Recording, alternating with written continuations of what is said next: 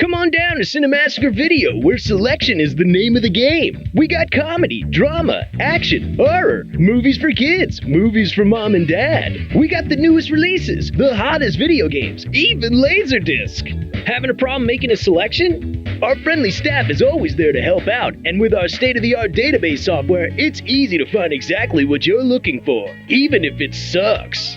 Cinemassacre Video in the Voorhees Memorial Shopping Center next to Caldor. But first, a message from our sponsor. These old consoles are a pain to set up with modern TVs. These new consoles take forever to install games. And these old arcades are always breaking down. And these new arcades are just a pain to build. I wish there was an easier way to game. Thankfully, there's GtArcade! GtArcade is a cool platform. It has games that are featured on Google Play and Facebook, like Rangers of Oblivion, Era of Celestials, Legacy of Discord, and League of Angels. When it comes to gaming, I choose GtArcade over troublesome things like setting up cabinets, or fighting with cords, or getting my friend who is, clearly dying help. Whether you're on your desktop or your phone, GtArcade has a great selection of games for you. Now is a great time to sign up to GtArcade. Go to the link in the description to claim your $10 GtArcade gift pack today with this gameplay code. So check out GtArcade today. There's something I just want to talk about real quick, is that in our Leprechaun review, we were talking about the four-leaf clovers and the existence of them. Mm-hmm. And I had said in that one that I had never seen one in my life. I didn't even know if they were real or not. And so my daughter, my oldest daughter, she asks me the other day, just randomly, and this is in May, this is way after St. Patrick's Day, she just goes, "Daddy, are four-leaf clovers real?" And then I said, "Well, people have told me they're real, but I've never actually seen one." She's like, "Okay."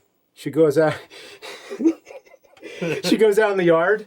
Just finds one? And at first I say, okay, I think they're real, but they're super, super rare. And then she goes, "Guess not." She finds 5 of them. 5 of them. Oh my God. Wow. Wow, that's a lucky paper. Look at that. She finds 5 of them. I think it says all in one day. Yeah. Did she see the Leprechaun review? Is that what she was curious? Yeah, I know. No, she had no idea. And it's funny, her handwriting's better than mine now.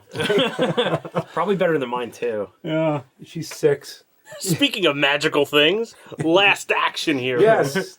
So, do you say Last Action Hero or Last Action Hero?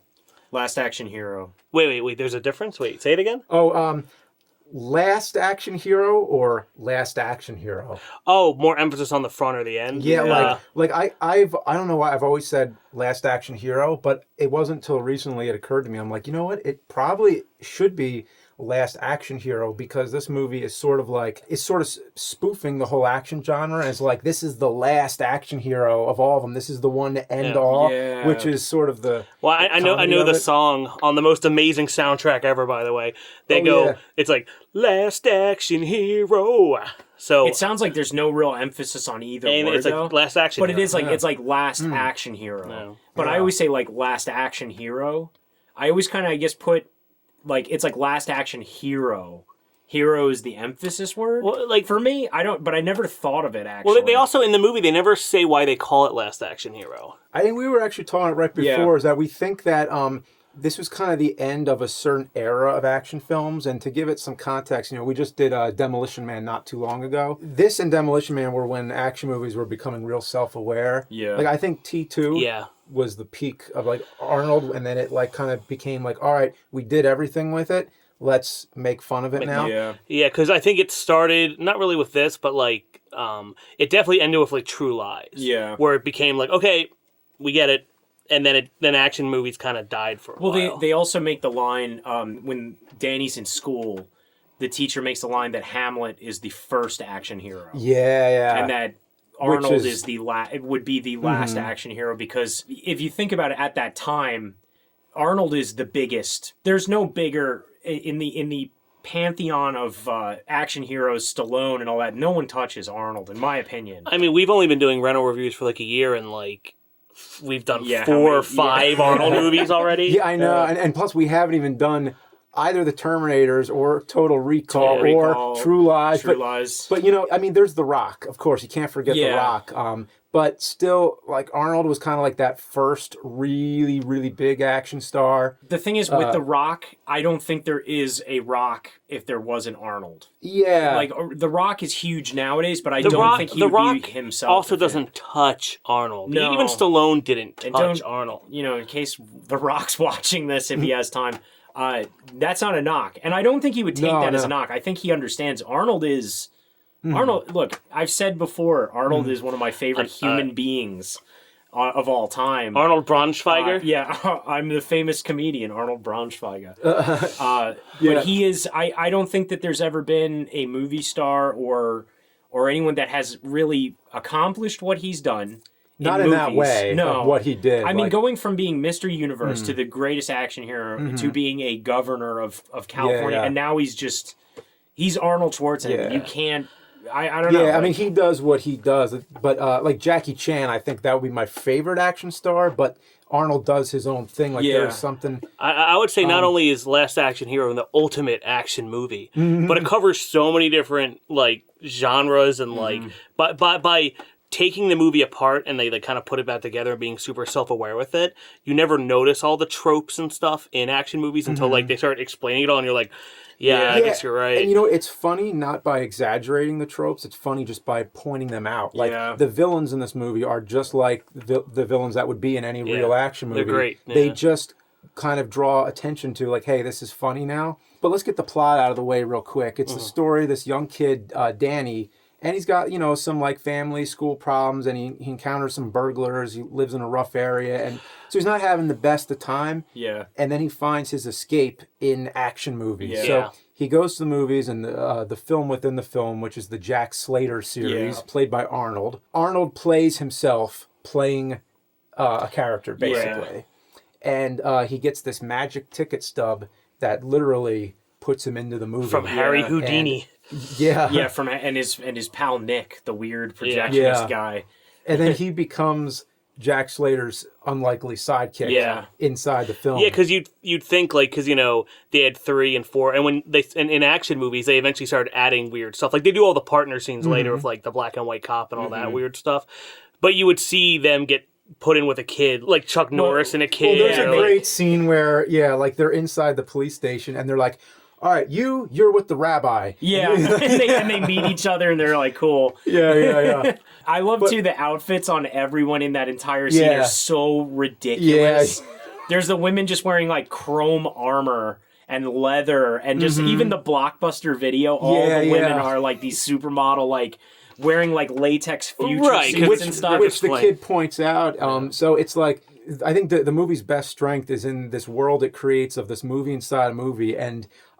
so inside the movie, like, just to go through all the funny things, okay, I like that Slater, he can't accept that he's in a movie, and when he explains, like, that you're played by this character, Arnold Schwarzenegger, he can't even say the name right. Schwarzenegger butchers his own name. Yeah, he says Braunschweiger. I love that scene, too, when he says, I'm the famous comedian, Arnold Braunschweiger, and he's like, Schwarzenegger's like, Gesundheit. It's just, like, jokes. Normally, in a situation like this, like, Hollywood or whoever would change his name, but because he made such a presence as Mr. Universe and stuff, people already knew it, even if it was long, and he's, like, Austrian German and all that kind of stuff. I don't know, like so I guess maybe when he first started his career, like, when he was in the first movie, I think The Villain and Hercules in New York, where they dubbed him over in that, which is, I love to do Hercules in New York. I'd rather do Hercules in New York than, like, half the Arnold movies. I think they're playing off that, so there might be some realism to that.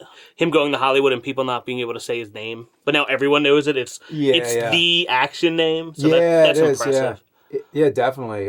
And what I love is that they go into this Blockbuster video type store or whatever, and the kid is trying to prove to him that he's in the movie, so he takes him to the action section to show him that he's in the Terminator, and Stallone is the Terminator. Which we were saying when we were watching that, we need to find that cardboard. That would be so. You know what? That's if anyone could make us the Stallone from Terminator 2 stand-in, I would put that in my house like all the time. And just to emphasize, it was a big deal to see. I saw this movie in the theater as a kid, and I just laughed my ass off. Because at that time, Stallone and Schwarzenegger were in two entirely different worlds. Like, they didn't cross paths. They were kind of like almost like competitors, but like friendly competitors. Especially nowadays with things like the Expendables, where people are used to seeing them. You didn't. They were not in the same. They were the Sega, Nintendo, Sonic, Mario of action films. The first time they appeared, well, it may have been the first time they appeared side by side in a movie was with a cardboard cutout of Stallone. So it was like it was a scene. And then a year later, in Demolition Man, Arnold Schwarzenegger becomes president. Yeah, they mentioned that. That's right. That's right. They kept taking like jabs. There was an amendment that they made, which please introduce. Yeah, the 61st Amendment. I'd vote for Arnold Schwarzenegger so bad. I will say too, this is, in my opinion, the most underrated Schwarzenegger film. There's movies like The Sixth Day and End of Days that are aged well. But this is a good movie that was critically panned. It didn't do well. Arnold Schwarzenegger, even himself, looks at this as his first failure. This movie is incredible. This is another one of those movies I used to rent as a kid every weekend from the library. I used to take this movie out and watch it over and over again. It's probably, if there's 3 movies I've seen more than any, it's Street Fighter the movie, Mortal Kombat, and then this. I've seen these 3 movies so many times, it's ridiculous. But each time I watch them, I notice something different. Yeah, it really is like a rewatch type of movie.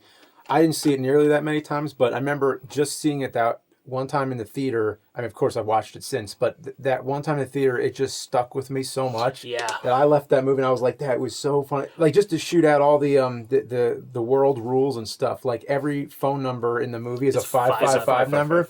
And the kid is asking the girls in the Blockbuster, like, what's your number? And they're giving these 555 numbers. And he's like, well, there can only exist so many numbers if they're 555. And then Arnold or Jack Slater, he says, like, well, that's why we have area codes. Yeah, and then he leaves. And then he's like, all he can think, he's impressed that the kid got the girl's number and that's all he's thinking about. I love that scene when he does say the whole thing about Stallone. Also, when he's like, "You were in this movie," and the girl's like, "You were in a movie?" Oh, there's so much like Arnold. It was called The Girl of My Dreams. Yeah, and it starred you. It was like I think Arnold said that this script.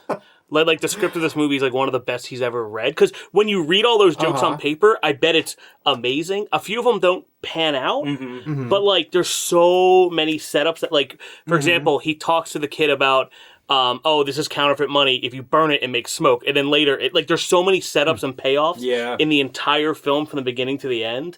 I don't know how many there are, but there's so many. That scene's great too, with Skeezy, the weird dweeby kid that's going to come in and kiss her and everything, and they all take over the house. But no one gets killed except for the bad guys at all times. Even Jack Slater's daughter, when that guy's like hitting her, she kicks him in the balls and lifts him over her head with one leg, and he flies and destroys stuff like that. Bridget Wilson, Sonya Blade. Yeah, Sonya Blade. Which I wonder if they saw this and were like, Sonya. She can kick some ass. She has to. She's honestly, she's the best Sonya. Yeah. What an Annihilation. Who even was that? The cartoon cat in the police department. Whiskers. Voiced by Danny DeVito.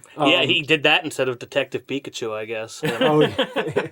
And I love how there is this constant element of danger around them. Like, when they're in the car, they're just having this conversation, and there's like a car that flips in the background. The minivan explodes. Yeah. And then, meanwhile, in that same shot where the car is exploding behind them, he's talking to the kid about premature ejaculation. Yeah.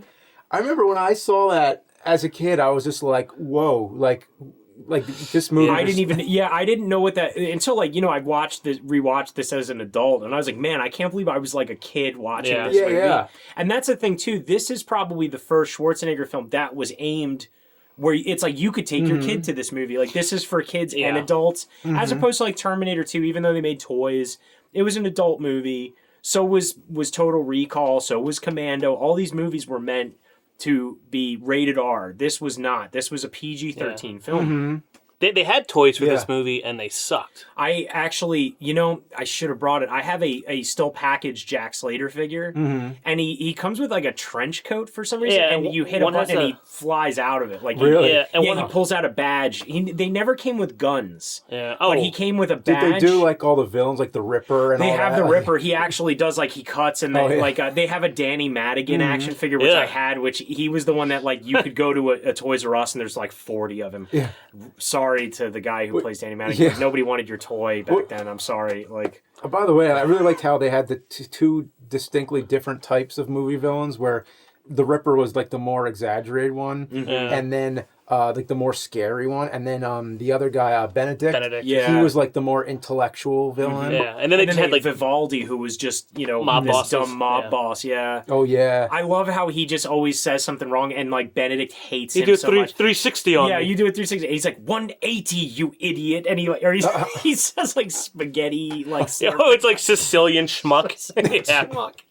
I really It's so like when funny. so the last thing about inside of the movie, every time the rules start to come into play, like the kid Danny, he takes Jack Slater to the villain's headquarters because he's seen the movie and he knows where it is. Yeah. But he stops it there, and then Arnold, because of the movie, it like prevents him from being able to solve everything too quickly. So he's like, like, what? You can't just go in there and point the bad guys in there. Yeah. I love what he says to the doorman too, where he's like, it's a beautiful day and we're out killing drug dealers. Are there any drug dealers in this house? And the guy just laughs at him and goes away. This movie's very much it's an action movie that parodies other action movies, but by doing that, it becomes an even better action movie. Whereas something like Scary Movie or something like that, where it goes over all the horror tropes, it's still a comedy at the end of the day. And in fact, I don't think they even really fixed all that. Kind of like a horror movie that talks about horror tropes until like Cabin in the Woods or something like that. You might have more examples where the genre picks itself apart, but it's a better movie because of it. I also like how extreme they go with some of it. Like the whole scene where, so the best death in the whole movie, the guy who flies out of the truck in the beginning, after they kill Jack Slater's favorite second cousin. The guy flies out of the truck, lands in an ice cream truck. The ice cream truck just explodes because this guy went through it, and an ice cream cone flies out and impales the back of the guy's head. It kills Al Leong. Who Al Leong is the patron saint of rental reviews, or I see it. I know Tony has other things to say about that. Yeah, but, him, Grandel Bush, and the guy from Commando and Jurassic Park Lost World and all that. Al Leong was in Big Trouble in Little China. But so he dies, and then he says, "Ice that guy," to coin a phrase. Yeah. Oof. So he was already making ice jokes before Mr. Freeze. Like the ice cream cone, as a kid, I thought that was too much. Like, I was just like, oh, come on. He's impaled by an ice cream cone. I love, too, the guy, it's when he does the chicken scene. The guy flies out of the truck and everything, and you just see his legs sticking up out of the dumpster. He throws dynamite in the dumpster. And he lights his cigar with the dynamite, then just whips it into the dumpster, and it explodes. Like, everything that they do in this is the most extreme possible way Arnold could kill a person, but it's also something you might have seen in one of his movies for real. Yeah. That's what felt so good about it. It felt like they knew what was... Oh, and also the credit sequence to Jack Slater 4 with each wall getting blown open is one of the greatest credit sequences ever made. Like if that was in a real movie, that would get me psyched that's as a kid. With Megadeth playing and everything. Which may have... You know what? That, unknowingly, that was my first time hearing Megadeth. Me too, actually. Yeah. Oh, that CD right there is in my car. Like that's cool. Like even though in the days of Bluetooth and aux cords, I have a 6 CD changer, and that's one of them. This is on between. This is a great lineup on this. Right? Queensryche, you got Alice in Chains. Oh, not to mention AC/DC. AC/DC, which is one of, I think it may have been the only time AC/DC did a song single for a movie, not counting Maximum Overdrive, because that was an entire soundtrack. And I mean, that was Who Made Who, which was mostly like older songs I already did. But Big Gun was just this one single they did just for Last Action Hero. Yeah, I didn't know that until last night, actually, too. Have you seen the music video? No. Oh my gosh. Oh. Okay, the music video, Arnold gets on stage with AC/DC. And first of all, he just towers over them. Like they look like minuscule compared to Arnold. And then he puts on the Angus Young schoolboy outfit and takes the guitar and starts hopping around on it. You know what? Here. Yeah, so it's pretty amazing, right? Yeah, that is great. Thank you for introducing that to me. Yeah. That's important. They showed in the music video the minivan that has the mini gun. Yeah, I think that's called a minigun, right? That one. That's like that was that's some sort of Gatling gun. I think it's called a minigun. Yeah, it's the one that they use. The one thing I'll say too, this is on interchange between the Mortal Kombat album in Justin's car. Oh, it's Mortal Kombat and this and the last Action Hero and the Matrix soundtrack. But we mostly listen. I feel like these two. I've heard that one.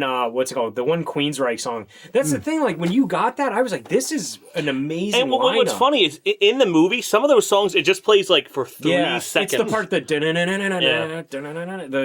Queensryche. It's the end of the song that they play when he first gets to the real world. They play. It's when they crash the cab and the. Let's talk about the real world. So once they leave the screen, they go into the real world. Now there's new set of rules. So now Arnold can't survive things that he would normally survive in the movie.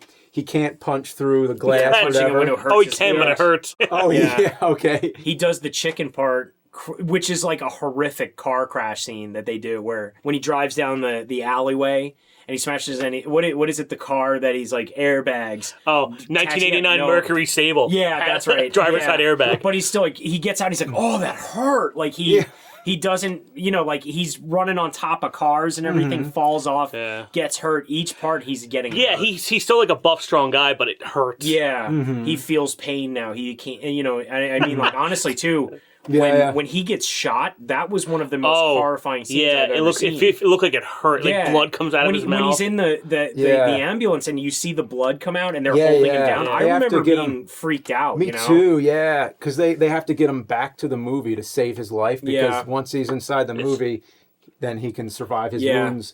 Which is funny that like when he does get back in the movie, they're like, this isn't even a flesh wound. And he's been shot like right through the center of his chest with a .357 giant Magnum. Like he should have been dead, really. He would have been completely... Now that he's in the real world, there exist two Arnolds. There's the real life Arnold who's on the red carpet at the premiere of the Jack Slater movie. Yeah. And then you have the character Jack Slater run around, and then the villains come out. And then they are trying to kill the real Arnold. So then the character has to save Arnold. The stakes are funny because in Jack Slater 3, his son dies, but then 4, and now it's his second cousin. Yeah, I said too, like, that's a pretty messed up way to end Jack Slater 3 is his son dies and then the movie goes to credits. Like, really? Like, if I saw that in theaters, I think people would riot. If that was a real thing. That would be the Avengers Infinity War of the Jack Slater series. It would have been cool if he was bringing bad guys from Jack Slater 1 and 2 as well, but you never hear about them. You don't know what they're about. They mention, like, that's the thing, too. When I first saw this as a kid, because I'm a dumb, like, I forget. I think I was 7 or 8. When I saw this, it wasn't when it came out. I saw this actually. I wish I could have seen it in theaters, but I saw it on VHS. I thought that this was like I'm missing some sort of piece of the mythology of Jack Slater. Like Jack Slater's real movie. Yeah, they keep mentioning these things that when they go to the new apartment and he shoots the closet door. And he's like, how'd you know a guy was in there? He's like, there's always a guy in there. And he's like, oh yeah, Jack Slater 2, the something Strangler guy or whatever. He says they bring up these older movies that you're just, never exist, it's like a which fake is cool, mythology that, it's funny to think, I'd like to see more of these to find out what happens in the other I would love to see a modern day, non-apologetic Jack Slater 5. Like Arnold Schwarzenegger is back as Jack Slater with MC Hammer doing the music. The music like he wasn't when he runs up to Arnold. He's like, "Hey, the deal's done, right? I'm doing the soundtrack, Jack Slater 5." Well, that's kind of funny because in the movie, because Arnold was always into like promoting like Hummer and Planet Hollywood, especially this movie. And Maria he shamelessly promotes Planet Hollywood when he and his wife at the time was like, hey, don't do that, blah blah blah. But then the first thing he says to, I guess, Jack Slater is, hey, can you, like, you're a great lookalike, you can do mini mall openings for me and stuff like that. So it's kind of like all Arnold Schwarzenegger in that movie cares about is money and fame and stuff like that. And I'm like, why'd they put that in there? Like, he makes himself look like an asshole? That's the thing. I think it was just really funny. He was just really self-aware. They're trying to do this whole like joke of like and I love how he gets in his own face and says like, you know what, man, I don't like you. I hate you. You brought me nothing but pain, and he just like that's all he says to him is just that, and it's like, you know, you got to wonder like he said these lines, I guess, like does he maybe not like himself? It's a fucking existential crisis in this movie. It really is. Like I wonder. I think it's just really good humor. I think it's just like it's totally just like fun just at himself. Yeah, he's totally just poking fun at himself. Yeah. And I really like when the villain, the Ripper, appears and it's the actual character. Yeah, and he's on the red carpet and they start interviewing him. And he's just in character, and they think he's just like a really good method actor. The agent yells at him. He's like, "You want to play axe murders for the rest of your life?"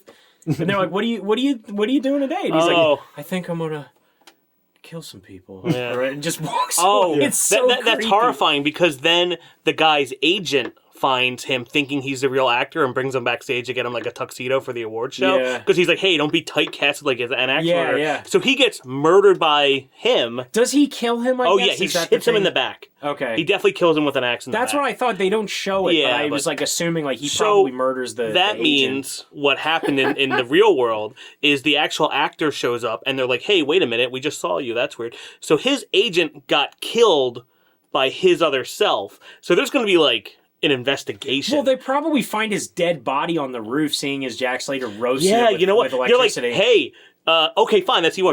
Your secret twin brother, right, who's 3 years younger than you or whatever, because, you know, they age in real life, murdered your agent. So and then we found him electrocuted on a roof over here? Yeah. Oh, speaking of that scene, when of Arnold Schwarzenegger's blood in a puddle over what happened to that scene? When they chop down the electric pole and he hits it in the water to kill the Ripper, it looks like the same pole drop from Demolition Man when the ice thing hits. I think Stallone or whoever, well, not Stallone, but like when they saw this movie, they did a lot of the same beats for the other self-aware action movie, Demolition Man. These are like, that was definitely this is his Demolition Man, and that's his. They go together as a good pair. And I mean, they were both critically panned, I believe, too, but now are looked at. That's why they did that fucking double feature at the drive-in. It was Last Action Hero and Demolition Man. Oh, I know. Fuck. Yeah. Well, Turtles coming up, but Turtles will be. But that would have been great too. Yeah. Other really funny things: the hot-headed boss, the police captain guy, Frank McRae, who was in he was the police captain in 48 Hours, which I think may have been why they use him. Yeah, he's just screaming. There's smoke coming out of his ears. He shatters the windows, and they stay shattered until like the end of the movie, where you see them fixing the windows. See, that's something in the background. Like you don't really think about it. I forgot about that. That is. This movie had more like tropes and making fun of them and stuff than National Lampoon's Loaded Weapon 1, which is like also fantastic. But no, I think that there's so much to see in this movie. There's so many things in the background. There's so many things to as a person rewatching it and hearing what Arnold Schwarzenegger says, I missed a bunch of lines that are funny. It's just such a fun movie. It's really good, and it doesn't get near as much as it deserves. And I've known so many people where, to shout out old Adam Shub over there, Square Painter. I talked to him about this movie and he's never seen it. What? I'm pretty sure he's never seen this movie. I might be wrong, but I'm pretty sure I talked to him about it and he told me he hadn't seen this movie. Maybe I'm wrong. If I'm wrong, Adam, I'll see you this weekend, so I'll just ask you, and then we'll put a note in, or we'll cut this part out. But I've talked to so many people that have not seen this movie. They told me, I didn't think it was like a good movie, and I didn't watch it. And I'm like, no, you need to see it's one of the best. It's hilarious. There's also, I remember as a kid, the one part that got me really excited, there was a very blatant Twilight Zone reference in it. Oh, yeah. So the villain, Benedict, he finds the ticket or whatever, and he finds out how to go into the other world. Yeah, he goes to put his hand on the wall and it goes through. Yeah, and he's like confused about it, and then the Twilight Zone intro starts up. And when I was a kid and I saw that, I was just like, oh my God. Yeah. Because that's my favorite show of all time. I mean, Benedict, like Benedict, being like the smarter, cerebral villain was just like, I don't know who you are, Danny Madigan, but, like Sherlock Holmes says, if it can't be explained, it has to be the unexplained kind of a thing. Yeah. And the Twilight Zone. So all these little things push him over the edge. He's probably the most developed character in the whole movie. Mr. Benedict. Yeah. He had some really scary lines too. That one line where he said, like, "I'll have you know I've killed people smarter and younger than you." It's just like, wow, that guy is no joke. He is a scary... He was actually, like, he's the only person who hurt Jack Slater in any of the movies. I mean, the Ripper took his son, but he shot Jack Slater to the point where he almost died. That's probably why they used him in Game of Thrones. I didn't know he was in that. I haven't seen any Game of Thrones, to be honest. He's one of the 70,000 people that die. Oh, really? Yeah. Okay. Well, rest in peace, Mr. Benedict. So, so to wrap this one up, I give this movie 2 big thumbs up, but there's some negative things, very little. I think there's no reason an action spoof like this needs to go over 2 hours. Yeah. So it's like 2 hours 10, I didn't think. realize it was 2 hours and 10 minutes until last night when I saw the runtime, and I was like, wow, I can't believe this is... And I could tell you specifically where it needs to be cut is toward the end, right when they're having that whole thing on the red carpet and all the villains are coming together. That was sort of, it feels like the movie's starting to wrap up. Yeah. But then they do that whole thing with the Seventh Seal where Ian McKellen plays Death and he comes out of the movie and, which this was around the same time as Bill and Ted's Bogus Journey. So I wonder, I guess the Seventh Seal was getting some kind of resurgence around then for because some of reason. Death being in the band and everything. In the band? Oh, in the movie? Yeah, in Bogus Journey. Giants. Which actually, Bogus Journey's a movie we need to talk about at some point. I Yeah, love we'll have Bogus to do both of them. Yeah, Yeah, so that's my only complaint is that toward the end they just threw in a little bit too much. Yeah. Yeah, I think Siskel and Ebert said something like it's 10 minutes too long. Yeah. And the studio's like, why are they telling us that when our own people can't even edit it right? Like, they were really mad. I will say it doesn't feel like it's that long, though. When I watch the movie, I feel like it flies by. Yeah. I've seen it so many times. It's like you said, it's probably like 10 minutes or something. Like, it's not really a lot, but it's... I mean, back in the 90s, 2 hours was a pretty damn long time. Oh, it was, to watch a yeah. movie. What was Commando? Okay, like Had to be like probably... an hour, 20 minutes. Yeah, probably, I think it was a 12-minute movie. Yeah, it was 12-minute movie. It feels like it. It's so entertaining. I mean, I don't think even Terminator 2 was 2 hours long. Oh, that was a long one, dude. Are you sure? Yeah, it's way over 2 hours. Which one? Really? Terminator 2? No, it isn't. Oh, a little bit, but that movie has so much in it. Like, I don't know if Terminator 2 is longer than Last Action Hero, though. It definitely is. Are you sure? Yeah. But that one deserves to be because that's like a serious. No, I can movie. understand. It's Yeah, not, but I mean that has comedy too. But maybe it's just because a different. Time flies when you're having fun. Oh yeah, maybe it I does. just don't really. And this is a it. fun movie, not perfect, but no, but it's really great, fun. and it's worthy of your time. If you're an Arnold fan, you haven't watched this one. Yeah. Oh, if you're an Arnold fan, this is like mandatory. And if you're just an action fan or wanting to get into older movies or anything like that, it's worth a watch. I'm glad 90% of what you said so far is watch the movie. No, you have to watch it. You have to. You got to see this movie. Turn this off and If watch we it. didn't already tell you the whole movie, then if you don't like it, I mean, I can understand. Fine, whatever. Maybe it's not your thing. No, but hold your ground. If you don't like this, fuck you. Yeah. If you don't like this, suck it. Yeah. I will say, like, if you're an action movie lover, you love comedy mixed in with your action, then I don't think you can go wrong with this film. Mm-hmm. I think this is one of the best ones. So I guess as a parting thought, I guess this is the end here. I guess when I was a kid, like after we saw this, we went to like Burger King and they had the cups. And the thing about the cups is I had the cartoon cat Danny DeVito one. They had a slip cover that went over, and when you turned it, it made animated things happen on the cup. Whoa! And if there's time, I don't know what, put in the entire commercial of the cup thing. It's like 30 seconds long. It's worth it because it's the most 90s thing you're ever gonna watch. Yeah. Maybe this review could have been cut 10 minutes short. Probably.